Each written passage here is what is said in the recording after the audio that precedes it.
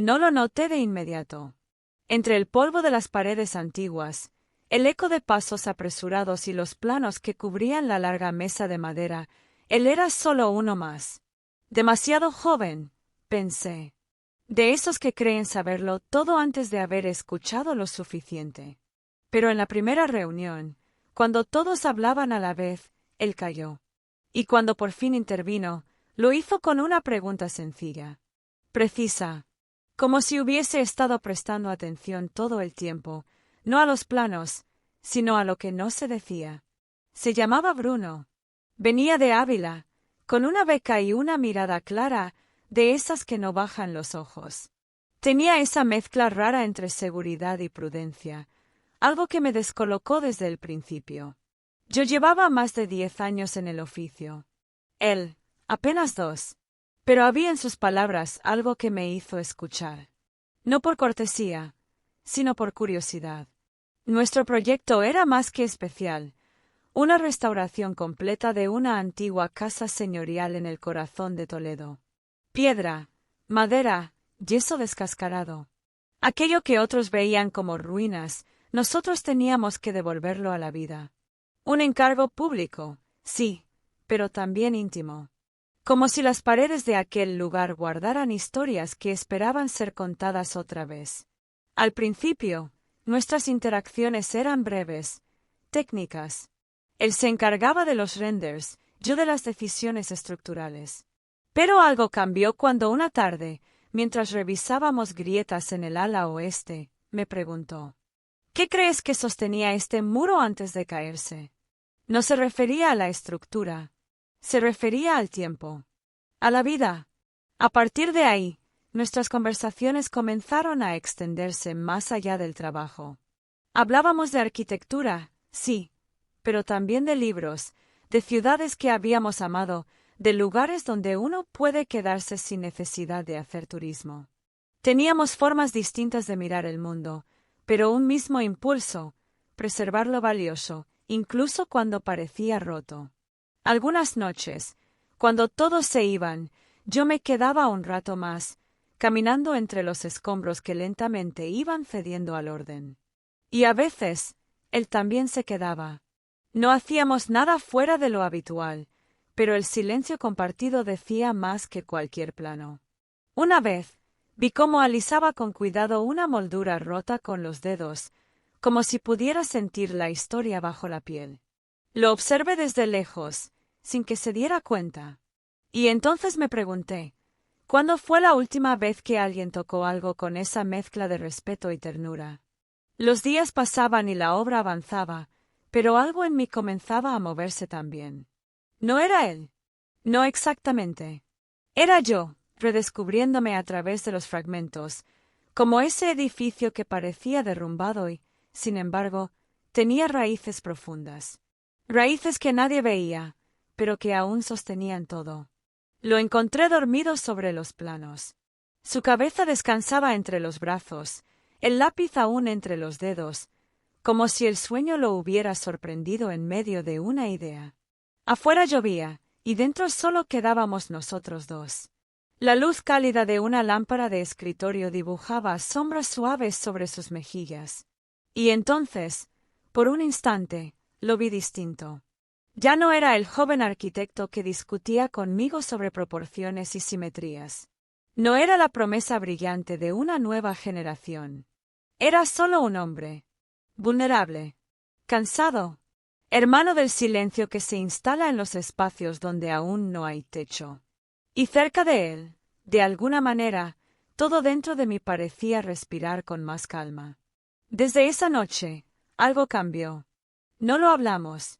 No hubo declaraciones, pero los silencios se hicieron más densos, más largos. Nos empezamos a evitar sin querer.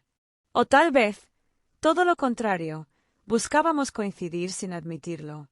Yo, que siempre me marchaba antes que todos, empecé a encontrar excusas para quedarme.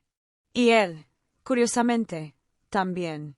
Compartíamos cafés fríos, ideas a medio terminar, dudas, frustraciones. A veces hablábamos sin mirarnos. Otras, nuestras miradas se encontraban demasiado tiempo. El resto del equipo no notaba nada. Pero entre nosotros, el aire se volvía distinto. Una tarde, mientras ordenaba los planos, me preguntó si me gustaban las ruinas. No todas, respondí.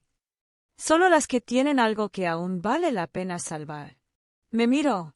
No dijo nada más. Pero su expresión fue como una grieta en una fachada demasiado perfecta. Esa misma noche, al irme, lo sentí detrás de mí. Caminábamos por el pasillo largo de la biblioteca, con los pasos resonando entre los libros dormidos. Cuando llegamos a la puerta, me detuve para recoger mi bolso. Entonces, sin tocarme, sin moverse un centímetro de más, dijo en voz baja: «Mereces que alguien vea en ti algo más que a una arquitecta». Me quedé quieta. Su voz no tenía prisa. No había juego ni intento. Solo verdad. Y por dentro, algo se encendió, no como una chispa, sino como una vela en una habitación olvidada. Quise decirle que sí, que lo sabía, que hacía tiempo yo también lo sentía. Pero las palabras no salieron. Tal vez porque si las decía, todo cambiaría. O tal vez porque aún no sabía si estaba lista para que cambiara. Nos despedimos como siempre. Él se fue primero. Yo me quedé mirando la puerta cerrarse. Y por primera vez en mucho tiempo, no supe qué hacer con lo que sentía. Terminamos justo antes del mediodía. La luz atravesaba los vitrales recién restaurados con una intensidad casi teatral, pintando el suelo de colores como si el edificio respirara otra vez. Los periodistas hacían fotos, los técnicos se despedían con palmadas en la espalda, los responsables municipales sonreían satisfechos. Pero yo no podía moverme. Me quedé en el centro del patio, mirando hacia arriba, como si todavía faltara algo por colocar. Y fue entonces cuando lo supe. Lo único que iba a extrañar de verdad no eran las paredes, sino su silencio junto al mío.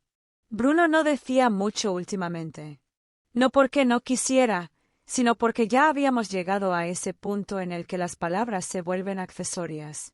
Desde aquella noche en la biblioteca, nuestras conversaciones se hicieron menos frecuentes, pero más profundas. No hablábamos del proyecto. Hablábamos de lo que hay detrás. Viéndolo entre la gente, supe que pronto se iría. Que otros proyectos lo estaban esperando. Que Ávila, Madrid, quién sabe. Él tenía el mundo abierto ante sí. Y yo tenía esto, un edificio resucitado. Y una herida que apenas estaba aprendiendo a no esconder. Esperé hasta el final. Todos comenzaron a irse, uno por uno. Las risas se alejaban por los pasillos como ecos de algo que ya no nos pertenecía. Yo recogía papeles sin ganas, dando vueltas sin sentido. Y entonces, sentí su presencia detrás de mí. Se acercó sin prisa. Se detuvo cerca, pero no demasiado. ¿Alguna vez te permitirás simplemente ser?, preguntó, sin mirar directamente. Me quedé en silencio, porque la respuesta era compleja. Porque no sabía cómo decirle que llevaba demasiado tiempo siendo solo lo que se esperaba de mí, la fuerte, la lógica, la que decide. Y que él era la primera persona, en mucho tiempo, que me había visto más allá de todo eso. Lo miré, y esta vez no vi al joven arquitecto, ni al becario brillante. Vi al hombre que, sin saberlo, había restaurado en mí algo que yo ya daba por perdido. No contesté, pero sé que entendió. Nos fuimos los últimos. Él giró hacia la derecha. Yo tomé la calle opuesta. Pero durante unos segundos, mientras caminábamos en direcciones distintas, nuestros pasos sonaban al mismo ritmo. Como si algo invisible aún nos uniera. Y al doblar la esquina, sentí que me faltaba el aire. No por tristeza, sino porque en lo más profundo, sabía que esto no era un final. Solo un silencio entre dos frases importantes. Gracias por vivir esta historia con nosotros en Diario de Amor. Suscríbete, dale like y no te pierdas los próximos capítulos donde el deseo y el destino vuelven a cruzarse.